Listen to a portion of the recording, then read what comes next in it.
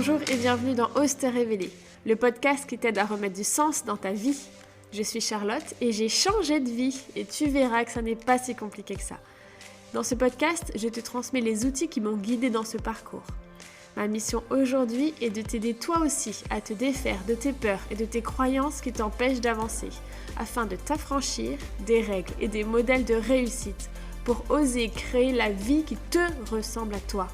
Je veux redonner le pouvoir aux femmes pour que chacune d'elles se sente capable de reprendre sa vie en main et de lui donner la couleur et la saveur qui lui convient. Si tu veux me retrouver entre les épisodes de podcast, tu peux t'abonner au Déclic ou bien me suivre sur Instagram, charlesgonzalez-coaching. Je te souhaite une très belle écoute.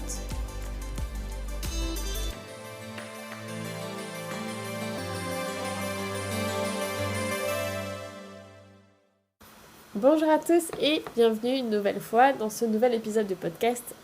J'espère que ça va pour vous. Je suis ravie de vous retrouver pour parler aujourd'hui de ce sujet de pourquoi tu ne trouves pas le job qu'il te faut.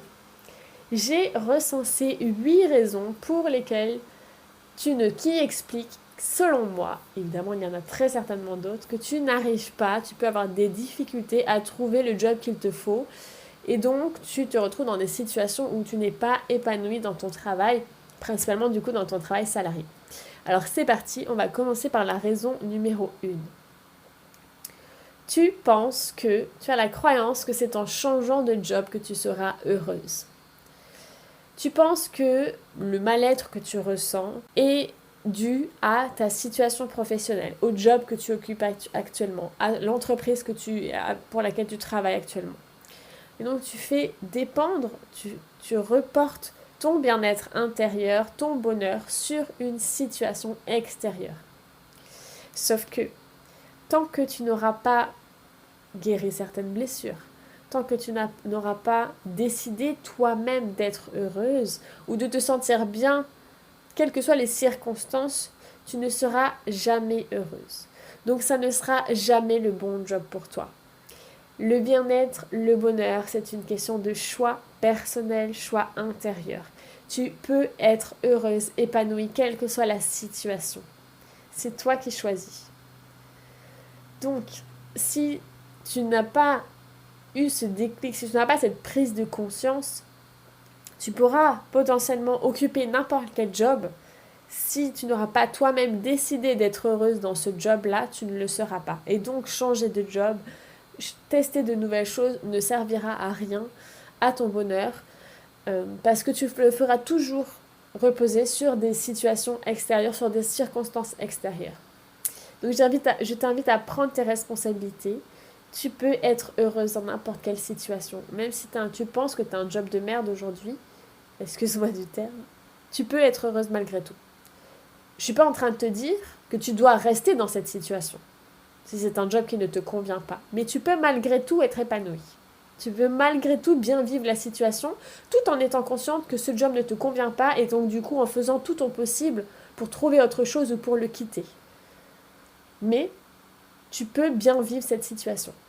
C'était la première raison au pourquoi tu ne trouves pas le job qu'il te faut, c'est que tu crois que c'est en changeant de job que tu seras heureuse. Deuxième raison, c'est que tu attends la situation idéale pour quitter ton job, pour changer de job. Par exemple, tu veux bientôt avoir un enfant, donc tu penses que ça n'est pas le moment de quitter ton job actuel. Tu vas te marier, tu vas acheter une maison, tu vas peindre ton salon en bleu, tu vas te couper les cheveux, donc tu vois où je veux en venir. Quelle que soit la situation, tu trouveras toujours une excuse à « non, c'est pas le bon moment pour moi de quitter mon job ». Mais dans ce cas, quand tu fais ça, quand tu reportes toujours le changement de job, tu te dis non à toi, tu te négliges, tu t'oublies, tu penses que tu n'es pas assez importante. Mais crois-moi, vraiment, le bon moment n'existe pas. Le bon moment n'arrivera jamais parce que si tu attends de te dire d'abord j'ai un enfant, après je quitterai mon job, et après l'enfant il y aura autre chose. Ce sera la situation économique, ce sera ton mari qui aura perdu son job, ce sera X ou Y.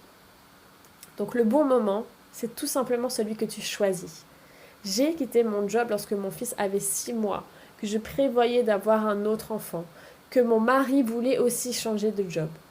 J'ai pas attendu que toutes les planètes soient alignées, que toutes les situations, tout soit bien, toutes les cases soient cochées pour le faire. Non. J'ai pris cette décision parce que c'était ce qu'il y avait d'essentiel, de primordial, de prioritaire pour moi à ce moment-là.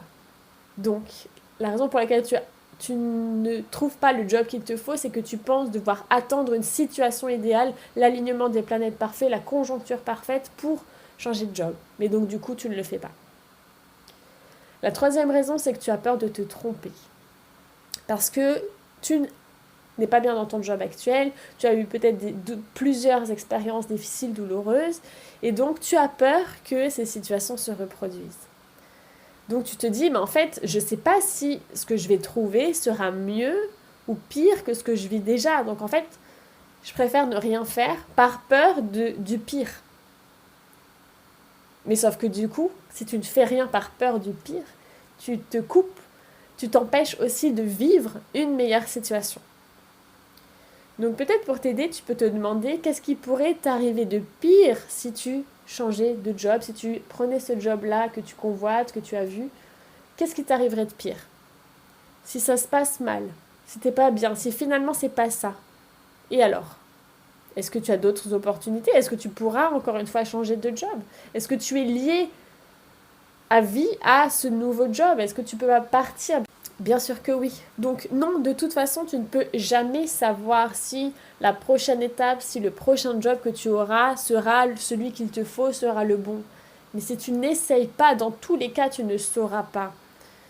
Ce que je veux aussi t'inviter à te partager comme réflexion, c'est que si tu ne fais pas quelque chose par peur d'échouer, par exemple, par peur de te tromper, eh bien, cette situation d'échec, cette situation où tu te trompes, tu es déjà en train de la vivre. Donc, dépasse ta peur, affronte une nouvelle situation, envisage une nouvelle situation. Il y a des chances pour que tu ne vives pas cet échec, que tu ne vives pas cette situation où tu t'es trompé. Parce que là, tu es déjà en train de le vivre, de toute façon. Si tu n'avances pas, tu es déjà en train d'échouer. Donc fais-le, passe à l'action, ose changer de job. Tu dis, bah voilà, je sais pas si celui-là finalement ce sera le bon, mais c'est pas grave, je tente, de toute façon personne ne pourra savoir. Donc voilà, c'était la troisième raison pour laquelle tu ne trouves pas le job qu'il te faut, c'est que tu as peur de te tromper. La quatrième raison, c'est que, selon moi, d'après mes petites réflexions, tu attends le job qui coche tous les points. Tu attends que toutes les conditions soient réunies dans ce job-là. Le bon salaire, au bon endroit, dans tel type d'entreprise, avec tel salaire, telle activité, telle équipe. Tu attends de trouver le job parfait sur tous les points. Sauf que je pense que c'est, encore une fois, très certainement de la peur qui se cache derrière. Ah ben non, ce job-là, bah oui, c'est un bon salaire, mais il est trop loin de chez moi, donc non. Ou au contraire, ah mais l'entreprise, elle est géniale, mais le salaire, il est pas top, donc non. Et donc, encore des excuses, toujours des excuses. Si tu veux vraiment quitter ton job actuel qui ne te convient pas, ben demande-toi quel sacrifice, entre guillemets, tu es prêt à faire. Ok, peut-être que tu vas gagner moins, mais le cadre de travail, il sera génial. L'équipe dans laquelle tu vas travailler, avec laquelle tu vas travailler, elle sera géniale. Les missions seront passionnantes. Donc, bah, peut-être que tu peux être prête à gagner un petit peu moins. Ou faire 15 minutes, une demi-heure de trajet en plus par jour, plutôt que de rester dans ce job-là qui est tout pourri. Donc, encore une fois, en attendant le job idéal que tu recherches, eh ben, tu fais, c'est un peu une forme de procrastination active. Ah ben non, celui-là, non, il n'est pas parfait, il me convient pas forcément. Alors, non, j'attends vraiment d'avoir vraiment, de cocher 95% de mes critères. Sauf qu'en attendant, eh ben, tu perds du temps, tu passes du temps dans une situation qui est nocive pour toi. La sixième raison pour laquelle tu ne trouves pas le job qu'il te faut, c'est que tu n'oses pas lancer ton activité entrepreneuriale, ton activité d'indépendant. Peut-être que dans le fond, tu sais que tu voudrais être plus libre de ton temps, plus disponible pour ta famille, vivre de ce qui te passionne. Que du coup, la situation d'entrepreneuriat te conviendrait plus tôt. Mais tu n'oses pas lancer ton activité.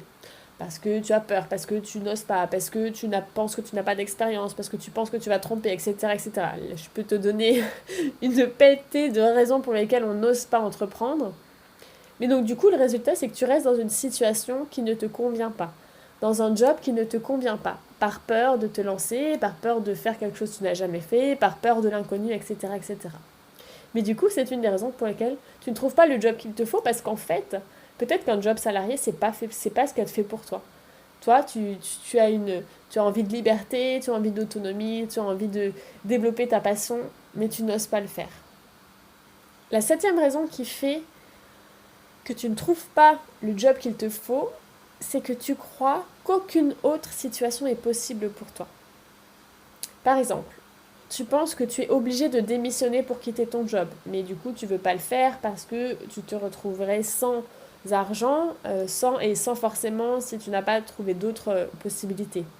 Alors qu'il existe plein de possibilités, plein de situations, plein de solutions pour potentiellement par exemple avoir une rupture conventionnelle ou pour commencer à créer un projet en parallèle ou pour te mettre à mi-temps et à commencer un autre job salarié qui te plaît davantage. Il y a plein de situations possibles. Il y a plein de scénarios possibles. Sauf que tu ne veux pas les voir, tu ne veux pas les envisager. Parce que ça te fait peur, parce que tu penses qu'on va te dire non. Mais là, encore une fois, je t'invite à réécouter un de mes épisodes sur les 4 accords Toltec. Et qui est pour moi un des accords les plus importants, c'est ne fais pas de suppositions.